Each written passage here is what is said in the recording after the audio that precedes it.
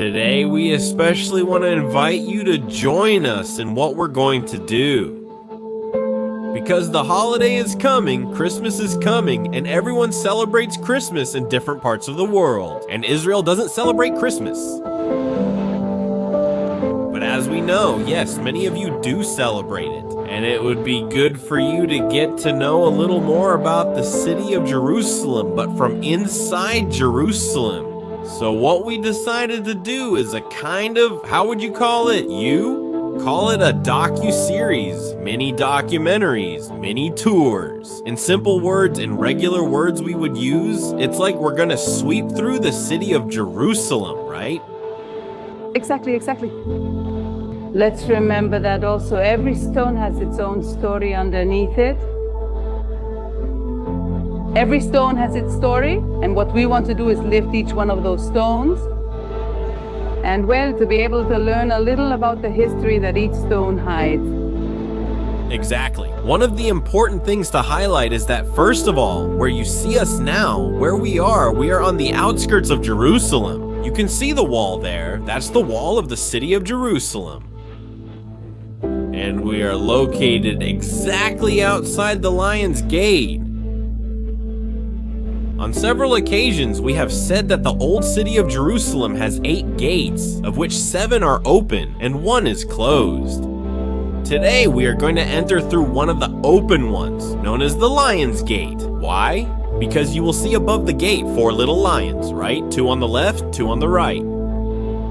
And also, as soon as you enter, you will find yourselves. We will find, when we enter, a place also known as the Gate, or which was also called the Sheep Gate, of the sheep.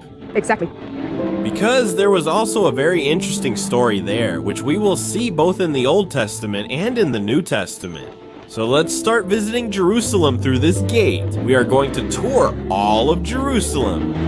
We'll also show you several maps to make it visual. It's easier for you since many asked me to show maps. So we are going to show you maps, and we are going to go above Jerusalem with aerial images so we can show you where we start walking, as we'll do in today's video example. Are you ready for the adventure? Yes for the adventure? Ready to tour Jerusalem, get to know it, and be better prepared. Once we read the Bible, we know where to put our little feet on the pages of Scripture. So here we go. Let's tour the city of Jerusalem together.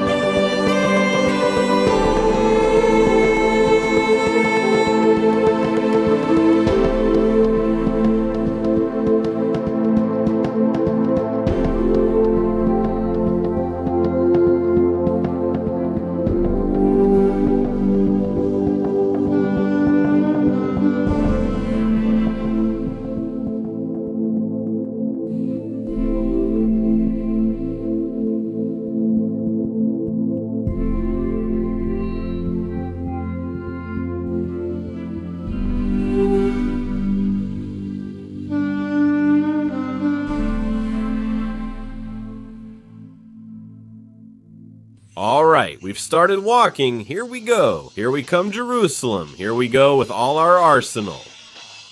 Where are the lions? Up there, look. The one who imagined the lions, it's not a painting, it's not this one. They're simply carved into the stone itself. Yes, here we have two, and on the left side we also have two more. There's also a bit of disagreement about whether they're really lions or lynxes or something else, right? Because actually you can see they're not like lions since they don't have the lion's mane. So that's also there, kind of up in the air, right? These elongated holes we see here, by the way, are called needles. So with this we can see that on the outside, which is where we are, they're small. But if you look at them from the inside, they kind of open up because that's where the soldiers could attack without being attacked. That's also where the saying comes from that we've heard a lot. It's easier for a camel to go through the eye of a needle than for a rich person to enter heaven. So these are what they call needle windows. Another thing is that right now we're actually in the eastern part of Jerusalem, right? For example, if you look, everything over there is Arabic letters. That's right, everyone passing by here sees it. They're all Arabs. Because also, here very close, about 200 meters away, is the Golden Dome, the Dome of the Rock, and this is one of the main gates for prayer. Since they have 5 prayers, in a little while one of the prayers will begin. So there's movement here when they go to pray inside at the wall. So we can get our bearings? Wall, sorry, I meant the dome. Hey. The dome, sorry, just so you know where we are. We're in the room. The Arabic one, right? If we remember correctly, there are 4. Old Jerusalem is divided into 4, the Armenian, the Christian, the Jewish, and the Arabic. So this is the Arabic quarter. Okay, here's the name on the sign, Lion's Gate. And here it tells us that it was built in the years 1538 to 1539 as part of the construction of the wall by Suleiman the Magnificent. So he made these kinds of stones, right? In the construction of the city of Jerusalem, as we said there, if you keep walking around there, you enter the Golden Dome, the Dome of the Rock. But this access is only for those who are Muslims. Jews can't enter here. Christian tourists can't enter. Only Muslims. You can also see traffic. Well, let's stop and let this pass. That little cart that just passed by, do you know what it is? No? No, tell us. It's the cart that collects the trash. Oh, really? Since inside the streets get narrower and there are several shops, he's the one who collects all the trash from the shops inside. There, at one point, notice that vehicles go there, but then they stop. They can't go any further inside. Only those who have a permit to go in and drop off products. Or people who live there and have their own parking, which almost doesn't exist, their own parking. But further ahead begins the well-known Via Dolorosa. That is, this is the beginning here. This is the entrance, as we said, from the Lion's Gate to the city of Jerusalem. And this little path, all this little path will continue and will become what is known as the Via Dolorosa. A little further ahead, okay? A lot of Arabic writing all around us. And now we're going to keep walking because we're going to enter one of the first places to visit. It's the exact first place. Is there something you wanted to share with us? No, because there's also a lot of noise. A lot of noise, and it's really, but yes. Just a few steps to the left, you see all these cars and wonder where they're going. Actually, right here to the left, if you see a car that's coming in, there's a parking lot. You'll need patience to get in since space is limited. Should we follow this one instead? Across to the right, across from the parking lot to the right, that's where it is, the first place we want to show you, right? Which is very special, yes? Exactly. Where they were talking about the parking lot, that's the Quaff's parking lot. Who are the Quaff? The guards of the Golden Dome Temple? we go as waste collection employees. This is the baker, the one who just passed by there. He's carrying his bread, so it's a mix, Jerusalem, modern and ancient, right? Some things never change. It's amazing. Those bread carts, I mean, they've been here since forever. And they don't need to change since they're already comfortable and practical. This is what we have. Okay, this is where we're gonna go in, family. Look, we're gonna put this sign up. Here it says Bethesda, and here it says Birthplace of Mary, the mother of Jesus. Shall we go in? Do you agree? Let's see what we find behind this door up here. Here we go. Come with us.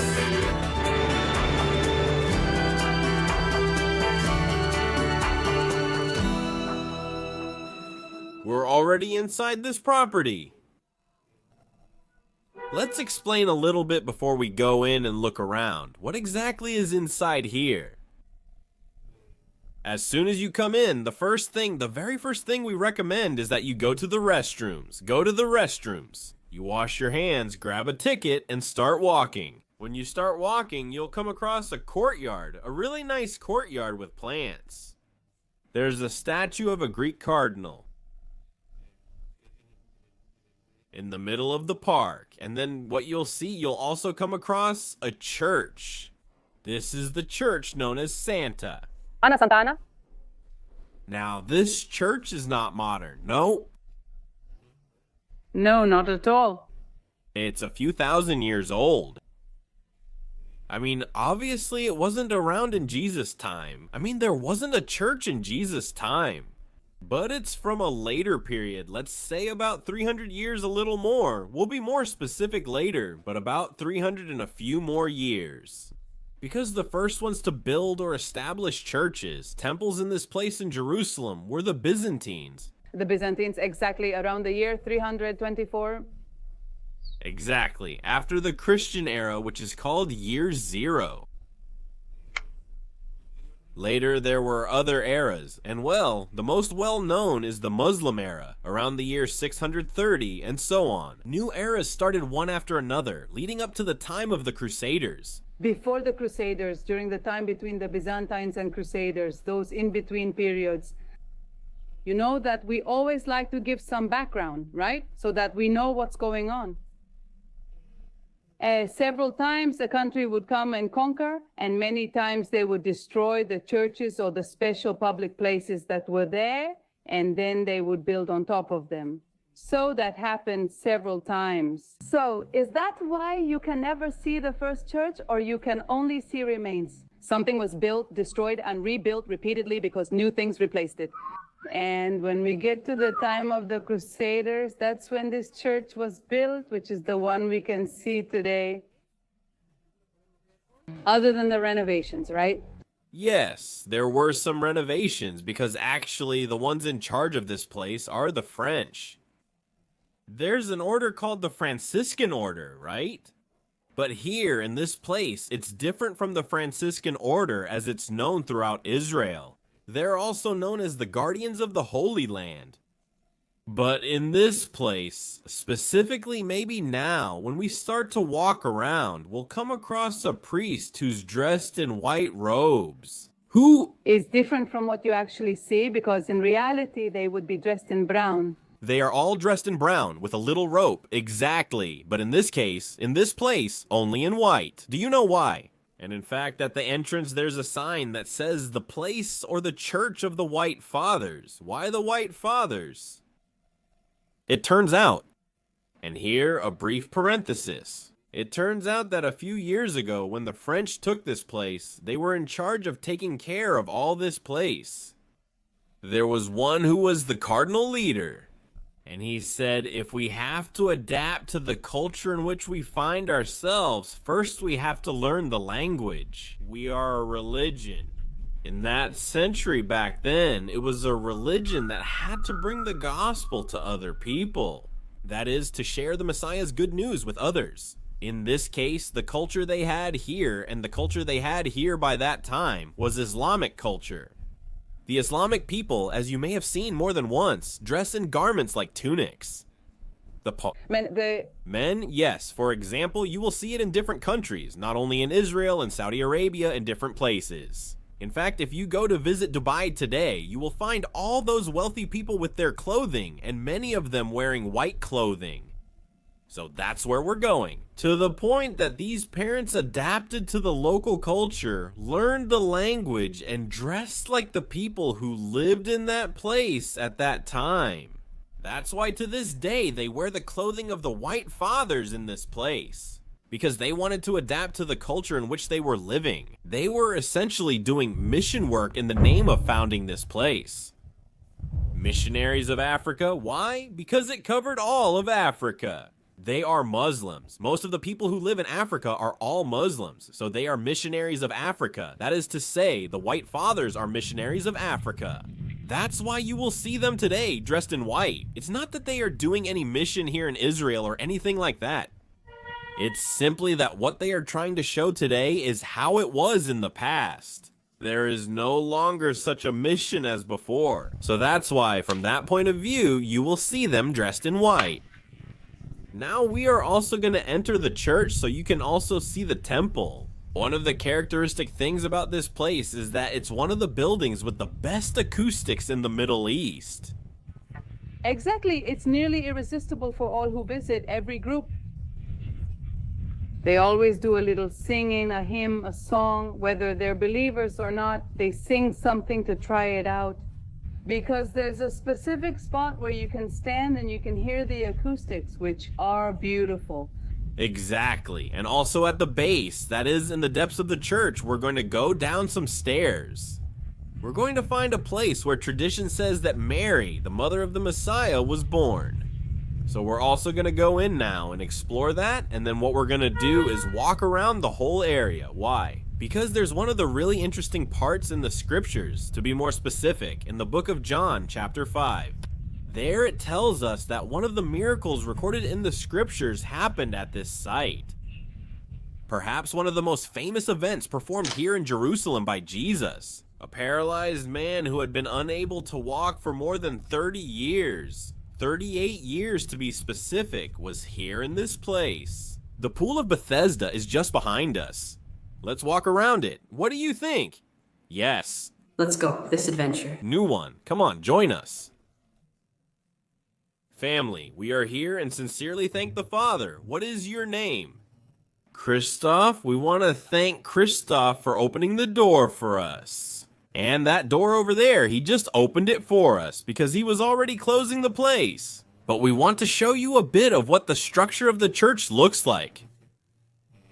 It's one of the few places in Jerusalem without many images. Yes, it is. That's true. Look over here. Here, you can't give sermons, you can't make explanations, you can't give teachings. This is a place that's only left for groups to come and sit around here. And once they're sitting here, then they see this. It's not a circle. I was going to say circle, but it's not a circle. It's, I don't know, an octagon. What is this? A spot on the floor of something like a star with several points. Because you stand here and sing, and then your voice goes all the way up there. It bounces off the walls. I'm not sure how it works, but it creates an amazing sound system. But now, let's go back up here. Let's go downstairs first, see if we can go down and show you downstairs. Because we don't want to take up too much of the time he gave us, and from outside we're going to show you something else. Look here. Place of Mary's birth. So here we go.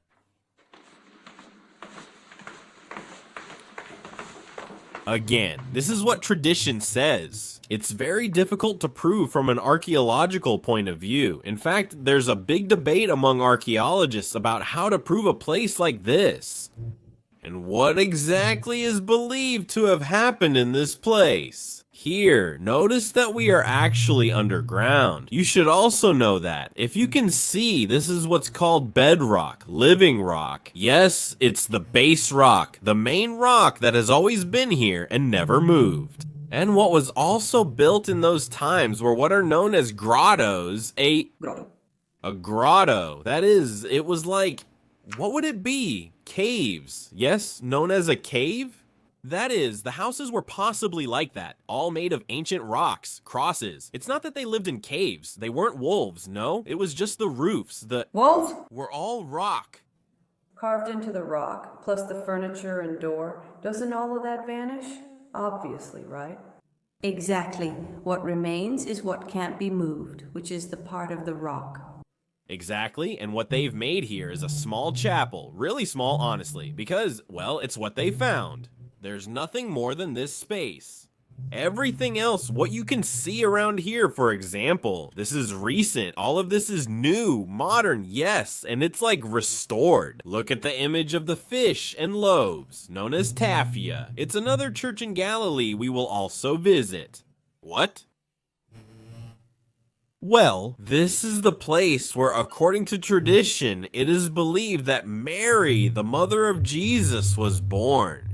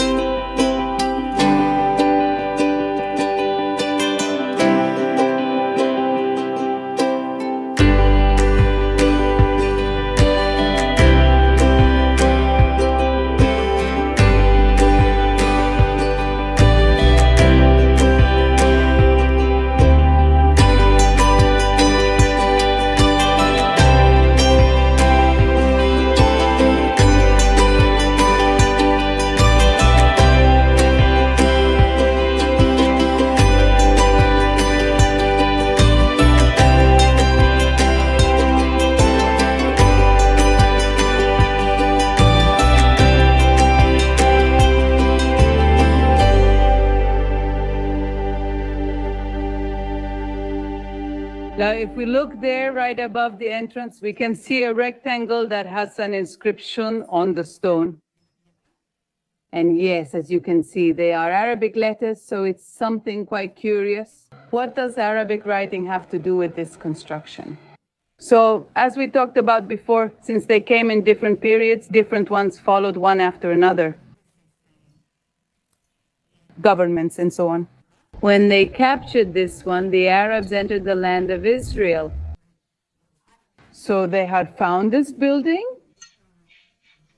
And it was really something fantastic because they didn't destroy it when they usually destroyed what was already there. Not only did they not destroy this building, but on top of everything, they used it for their own purposes, for their own benefit. And they made an inscription there. This is from the time of Captain Saladino. And so they used this building for their own purposes, for studying. It was used by them. So when this organization of the White Fathers came, even though they started to use this place, right, to care for and protect it, they didn't remove that inscription, but left it as part of the history of this place. So I also wanted to tell you about that. Okay, look, now we are in a place that has a lot of history. And it's about, how could I say this?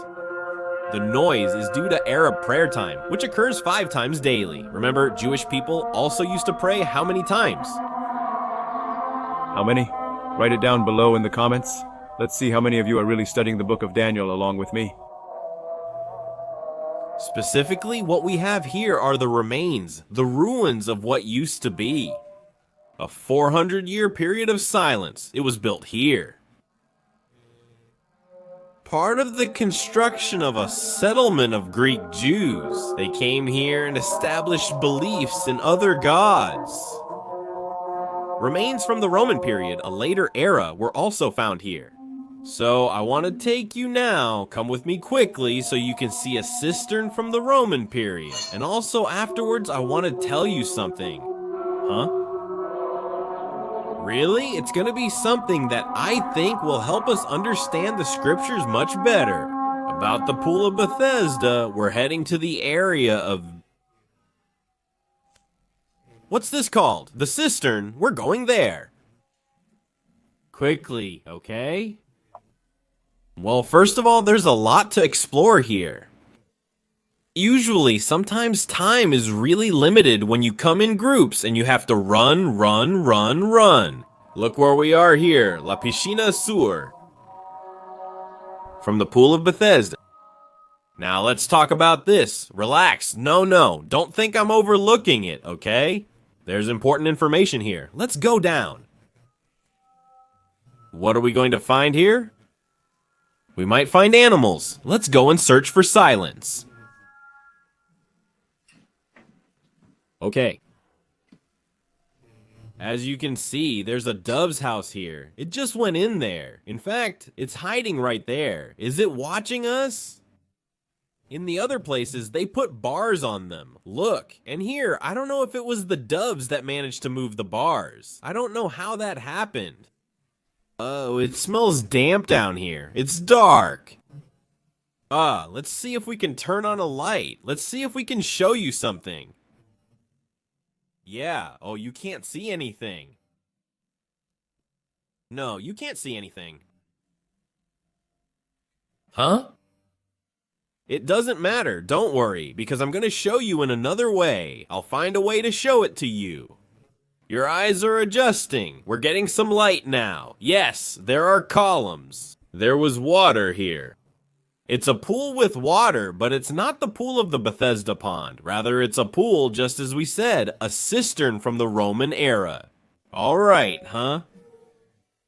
We could keep going here, exploring much more. Everything to learn here is incredible, isn't it? But we don't want the video to be too long either, so we don't want to take up too much of your time. Because, as I always say, there's so much information and I don't want to just gloss over it. We want to make it clear, short, and concise. And we're going to go to a second episode about this place. That is, we're going to start making a kind of mini-series about the whole city of Jerusalem. So we're starting, just like we said today. We entered through the Lion's Gate, took a few steps, and quickly found this place. We still haven't finished exploring it. Because now comes one of the parts that I think are really exciting to discover, and we're going to discover it with the Bible in hand. Now the question is, with which Bible? And don't think I'm saying anything strange. Here we are going to help you to discover it. How would you say the hidden enigma in the Pool of Bethesda?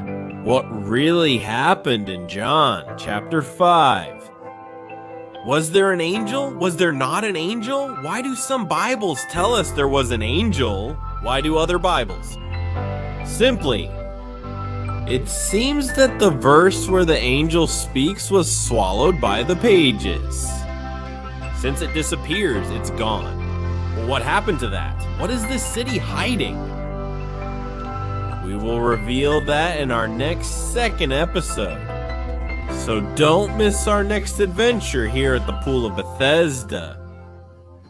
because we are going to go much deeper into the scriptures and we are going to try to discover what happened at the pool of Bethesda when Jesus comes and heals the paralytic. See you in the next episode here on Touring Israel with the Bible in hand. Shalom to everyone. Greetings and blessings. Bye-bye.